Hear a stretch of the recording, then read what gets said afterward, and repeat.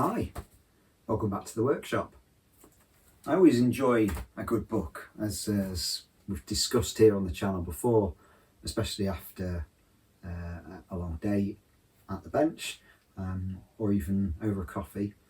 I find them quite a nice way to switch off, because these days we're just surrounded, aren't we, by digital devices. As you're watching this now, you know, you're probably scrolling through videos and things. But we perhaps have lost the art of just being able to sit down and relax without, you know, a screen on. So, you know, I did try and make a conscious effort to do that. And I thought I would do a bit of a deeper dive into my second book, The Art of Railway Modelling. And people have asked me when I meet them at exhibitions or chat to them on an email or a message, people often talk to me about the books and how they've inspired them, and it's really sort of energised their own modelling, which, you know, is always wonderful to hear and quite humbling in many ways. But when we then sort of talk about, you know, my thoughts and my reflections on them, I always do say that, you know, actually, whilst the first book continues to sell incredibly well, you know, I'm honoured and I say humbled how well that's done. We're nearly out of the second print run, would you believe? It's my heart lies with the art of railway modelling and the messages it contains. It was a more personal project. There was a message I wanted to try and get across in the first book, but hadn't found my voice. And with the confidence of that, and, you know, how quickly it sold out, and the encouraging support of my friends and fellow modellers and readers, you know, I poured my heart into the art of railway modelling. So I suppose that's perhaps why it feels still to this day a very personal book to me. You know, and we've moved on from there. We've got Model Railway Companion as well, haven't we? The third book. And for those interested, there's a second in development at the minute, as well, actually, as there's actually a so I'll pull this one out now as well. I'm actually working on a follow-up to Small Layout Design as well at the minute. But yeah, that's all for another time. This is a chance to sit and mull over this book and enjoy it. And so I'm going to put the camera over my shoulder. I'm going to just sort of flick through and I'll talk about it. I've no idea what I'm going to say yet. We will see how it goes. Hopefully it's going to be a nice way to spend, as long as I can manage talking about the content. So you could be here 10 minutes, you could be here an hour. We will see. But if you do enjoy what you watch today, there's plenty more on the channel. All sorts of different content, be it modelling, be it workbench tips, be it layout tours. You know, so take a look around, enjoy it. And at this time of year, it's all too easy to sort of get lost in the retail therapy of purchasing stuff for Christmas. You know, we must have that new model, we must have that new gadget, you know. Just pause and reflect perhaps on what the hobby means to you, and how best you can get what you need from it, and what you can bring to it as well. And perhaps that's something to take forward into the new year. Perhaps nothing as cliched as a New Year's resolution, but just a sort of renewed focus on what's important to you. Anyway, let's take a look. So here we are. It's just really nice to be holding this again. Before I started this evening's video, I spent half an hour with the book on the sofa and just enjoying diving back into it and just remembering how it felt to hold it for the first time, and reminding myself of the messages and the sort of thoughts that were tied up within its pages. It is really the work I'm most proud of. And, you know, looking at it, isn't it such a strong statement? I mean, I know I'm blowing my own trumpet here, but I love just how crisp this cover looks. I wonder if you've got this copy of this yourself, I wonder if that's what drew you to it originally. And, you know, just obviously Loch Do is timeless for me, continues to live here in the workshop, and seeing that blown up, you know, 2 or 3 times its actual size That's telling a story too. Lochdu is a story. It's not a real place. It's a collection of feelings, and I suppose that epitomises exactly what I'm trying to get across in this book. You know, and then flicking over to the back, we've got Beaverbrook, and Beaverbrook's just up here to my right. You know, Beaverbrook tells a different story, but still one very important to me. It's, you know, it's one of my favourite models, and I just love the palette of colours and the way it's all pulled together, and it tells the story through its textures and colour choices as much as the structures themselves. Anyway, let's take a look. Let's take a look inside and remind ourselves of what's in here. And if it's the first time you've seen it, then it's a chance to explore it with me as well. And the first thing that I recalled and enjoyed flicking through it just now was just the quality of this thing. You know, it's got a nice weight to it. Really nice weight, nice glossy card cover, but the paper is just gorgeous. Just this heavy art paper, satin. You know, the black is really black. Just, it's lovely to hold and flick through and enjoy. And that's, you know, I'll say that in the short videos, it is a joy to flick through, and you can just flick through and find a page or a story or a particular section that you want to reread, and it's easy to find because it just does this, you know. Really, really nice. Really enjoy it. And some deliberate choices in the way it's made are sort of, I suppose, indicators of things I learned through doing the first book. So it's like an evolution, and I can feel that in its pages. It feels slightly more accomplished than the first book, as much as the message is different too. It was really important for me to share the sort of finished proof with some good friends, Paul and Chris, and get their thoughts on the subject through their own words. And it then sets the tone for what comes, because, you know, if we look at the contents, it takes us through thinking about a sort of generic high level, sort of what do I mean by the art, and then think about our hobby and think about some particular sort of craft elements, but from a different viewpoint. And then moving on to some further sort of exploration around sort of a theatre approach in terms of lead actors and stage set. But through all of this, you know, it starts with Chris and Paul here, but through all of this are these lovely case studies. You know, just able to flick through and find someone else's work and just it's just glorious, isn't it? Look at it. Look at that across 2 pages. You know, Martin shared a couple of images of a layout I remember he had many years ago and some words. And it's presented in a way that we just do not see in the mainstream press. And these words, they're not a dialogue on how the scene was created. They're a story. They're an attempt to express an emotional connection to the model I suppose, in the hope that we can connect with the piece, with the art.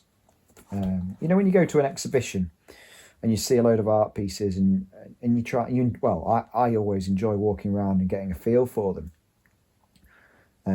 looking in depth at them and standing back and seeing the whole, but also reading what the artist has written. And there's always a little piece, isn't there, about why the artist has been inspired to work in that way and create that piece. And I suppose that's what this is. It's like an art gallery, and they're scattered through the book. And the experience of doing that, if we slight diversion, it's the experience of doing that created Model Railway Companion, which followed this. Anyway, let's start again. Let's flick back through and let's think about the messages. You know, it starts here, and I remember saying I've reread this evening, but there's something something along the lines of I make model railways, not models of railways. You know, for me, the hobby started with toy trains on the carpet. It did not start with a love of the real railway. That came from realising these little trains that I played with came from, you know, something else, something big, something real. And so that's kind of imbued all the way through my story. And I wonder if that's why I approach the hobby in a slightly different way. I'm not a rail fan or a train spotter. I'm a model railway enthusiast who loves real railways. And I'm pausing here, and you can't see it quite as well, and hopefully if you've got a copy you can turn to page 7 and enjoy it. If not, perhaps go and get a copy. Every time I see Innes Lass, I just think, gosh, I really must revisit this subject. Doesn't it just look gorgeous there? Anyway, we'll come on more on that later. Oh my God, look at this. Honestly, you know, that's a Graham Farish Class 25 that I detailed and weathered with some Model U figures posed on my tiny 500mm long Paxton Road. You know, if you know N scale, this class 25 is probably about what 20mm tall, touch taller. It's tiny, and here it is filling a page, and it doesn't look any the worse for it, does it? So what did Bachmann achieve in their tooling, and what have I added through my interpretation of that have allowed it to stand here and feel, you know, feel exciting, but feel like it's telling a story. I look at that and I'm drawn right back into the books I read in the library, you know, and seeing class 25s on the pages of books. I never saw them on the railway, but they were everywhere in the books I read. And that's what drove the creation of that model. I've sadly sold it, and I keep looking for another one, but I haven't found one yet. But yeah, God. Anyway, this talks about thinking about the evolution of the hobby and where the hobby came from, and then sort of suggesting we're in a third age. But I'll leave you to read it. But gosh, doesn't that look lovely? And then we start. I say this chapter 3 is about the craft of railway modelling. I suppose actually, when you're reading this, when you're looking at this, you know, it says chapter, but it's just that. They're the words. They're almost like short essays and thoughts, and they're kind of stitched together into a book. And rereading it, as I say, on the sofa this evening with the dog snoring beside me, it was joyous to get back into these words and think about the messages and remember the experience of trying to tease out what I was trying to say. Some came really easily, and other sections took a little bit of reworking here and there. But, you know, and I perhaps would rewrite it, say it in a different way now, but I'm really proud of where we got to with this, and it isn't just me. It's my words, it's my creation, but this is from conversations with people like Chris and Paul and with others, you know, and that's what made this the book it is.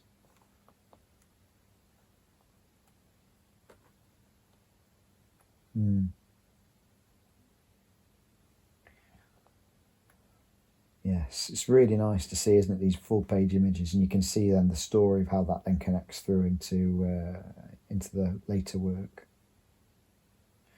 And this section on the craft has these, what I call like tools of the trade. So for example, we talk here about selective compression, and we're not talking about lopping a section off a building or a couple of pillars off a canopy. We're talking about, by understanding what the story is, which elements can we cut off and still tell that story? You know, and so I describe my experience of standing on platform 7 at Chester, show some pictures of what it looks like, and then explain why I think I can get that down into a small box. So yeah. Here we go. Look at this. This is my favourite spread of the whole book. Photo of Innislas, my micro Cambrian layout I built a couple of Christmases ago. One of my regular blog readers bought it, and I wish I hadn't sold it sometimes. It didn't really go anywhere, but God, it looked gorgeous. And that bridge, it's just beautiful. But the watercolour back scene, that was a watercolour back scene that was sat like, 5 centimetres behind the model? Anyway, I loved creating that and the stories I could tell with it. And I sent this picture to my friend Chris in Canada, and he wrote some lovely prose. So this section's about creative writing, and how practicing that as a tool can help us tell the story. Because this book is called The Art of Railway Modelling, and it isn't really like the art as in these are the way we create art. It's like it begins to be a celebration of it, but what I had in mind was, how do we take what we love and express it in a way that others get it? You know, I can see that you've modelled 1972 BR Blue and there's a class 24 and some 16 tonners. I can see that, but what story are you telling, and how do you articulate that? And I don't just want to know that you went train spotting when you were younger and you stood on the end of the platform and it's those memories that have recreated it. No, that's not enough. That might be enough for us sort of mainstream modelers who are used to reading about it, but how do I get my partner to read it and go, I get it. I want to read more of that story. How do I introduce the model in a way like it's the opening chapter of a book, or a play? And I suppose I'm not giving you the answers. I'm saying, wouldn't that be a wonderful way to engage other people? So, when we walk around an exhibition and we see young families or people who aren't necessarily interested in trains as such or model railways as such, but they're that I like as if they're walking around an art gallery. How do I grab their attention? And not just for the quality of the work, but in a way that means something to them. And I suppose I'm thinking that using these tools of the trade in this different way gets us closer to that. And creative writing is probably the strongest one, strongest tool in our arsenal. Oh, it's really nice to have some material from Alan as well. Thanks, Alan. There's a couple of pictures in some of the plans later where Alan Soul has sent in some stuff from his collection, and he's got a picture here of Mountain Ash, and I talk about the colour and the texture you see in the photo and how I tried to recreate that in model form. Oh, I'm going to pause here because there'll be many of you who don't care about this sort of thing, but this is Canada. This is Canada, this is 1989. This is a slide my dad took. And there I am, there, walking along the pavement. So I'm in this picture, I'm in this experience, and he captured this, and he tried to recreate this, and I call it his last great project. It was started in my teens. It was never entirely finished, and it stretched across, all the way around our double garage. We could still get a car in the middle, but all the way around. And along the back wall was this prairie scene, and this bit of writing here and these pictures sort of recollect that and what went into it, what we were trying to achieve, the memories I have of this experience, the cold Diet Pepsis and things like that, and the crickets and the baking heat of the sun and the long trains and the flat vista. But it wasn't flat, it kind of undulated. Anyway, I digress. I see that picture and I'm there. And I see that picture and I'm even more there when I read these words about describing what I remember. And then I see the photos of the modelling my dad did to create that, and I'm there again, I'm connected. It means a lot to me. Oh, look at that. I'm superlatives now, isn't it? This is Paul Marshall Potter's Shelfie 2. It just looks gorgeous. Even without locomotives, it tells a story, doesn't it? It's amazing. Oh, and Chris. This was his ON30 shelf that he just wanted to see, could he make some gorgeous track? And my God, did he make some gorgeous track. And he doesn't talk about the story of the layout. When he's talking about this, he's talking about the story of him and the layout and how they live in his flat, in his apartment, with his partner, with his family.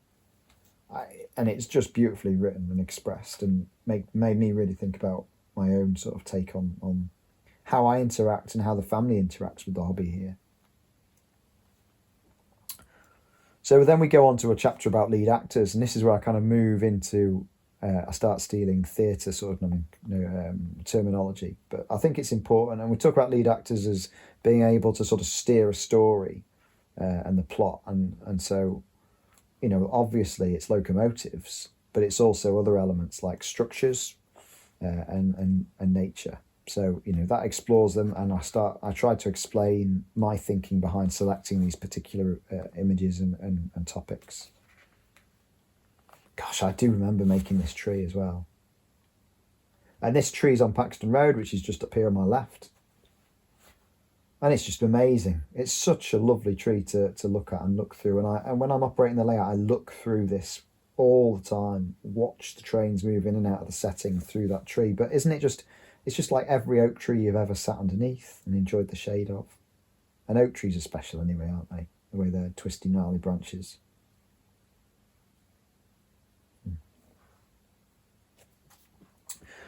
And then we get to the section of the book, which is the stage set. And this is, I suppose, the biggest overlap with the first book, where we've basically got my sort of sketches and thoughts. And what I'm trying to do here is explain, whereas in the first book I was just sort of explaining how perhaps I'd taken a prototype and miniaturized it.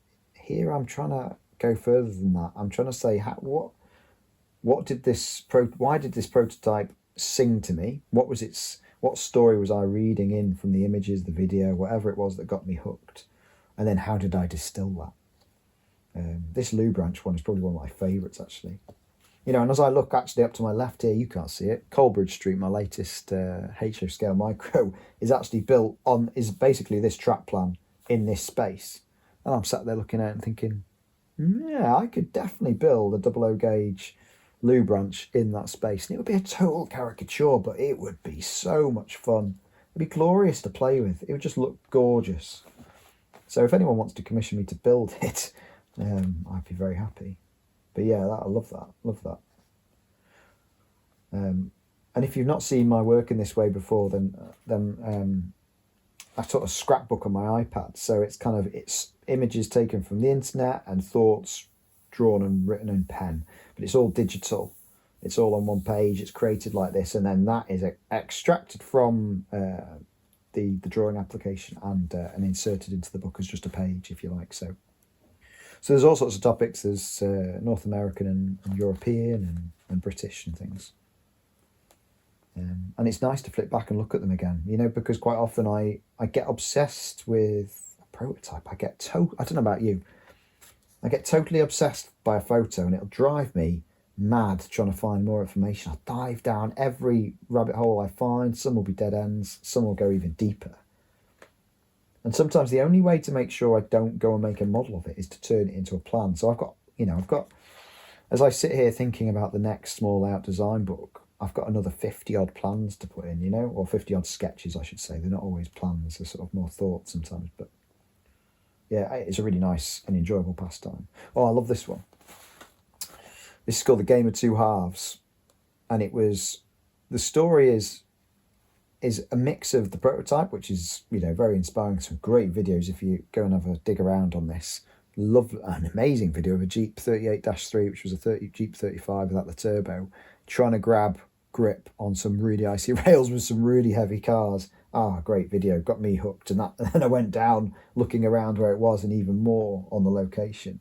But the other part of this story was this, remembering how I used to play trains with my best friend as a child and how we played in his garage and my garage with the railways, 1 player, 2 player. So I was thinking about, actually, there's part of this story is about how we can create a layout that will work on its own, but also how you can sort of enjoy it with someone else.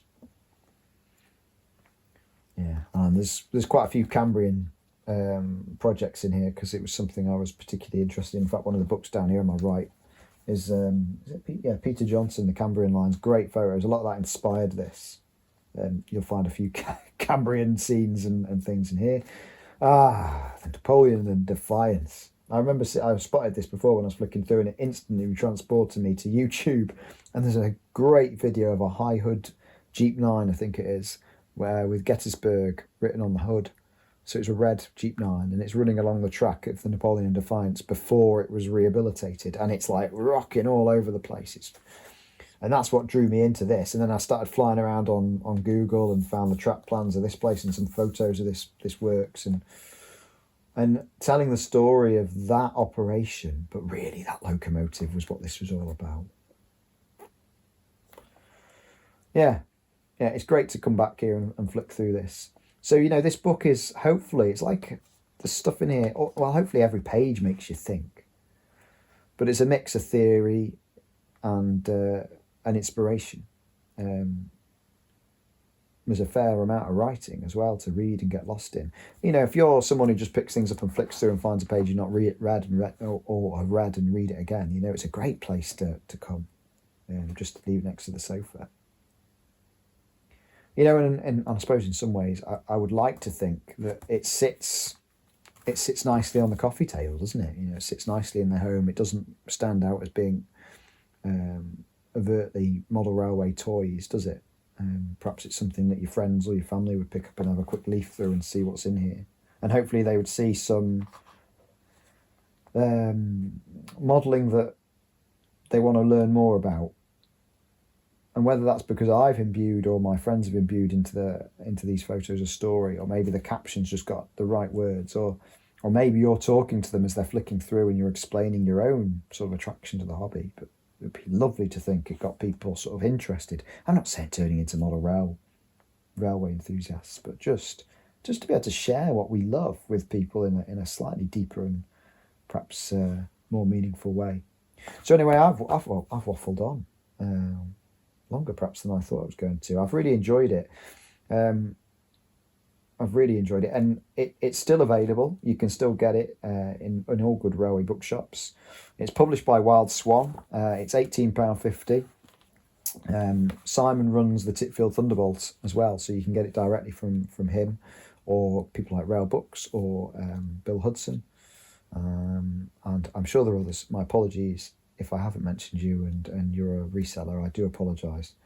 You can also get it at Rails as well. Rails of Sheffield are stocking it now as well, which is really exciting. So hopefully I've given you a bit of a taste of what this means to me, and it's been really nice to dig into it, and perhaps an idea that it might be something you want to add to your collection. But if not, then I hope at least you've enjoyed the sound of my voice and my dive back into this content. And I appreciate you watching. If you've got any questions, do leave them as comments. I'll do my best to get back to you.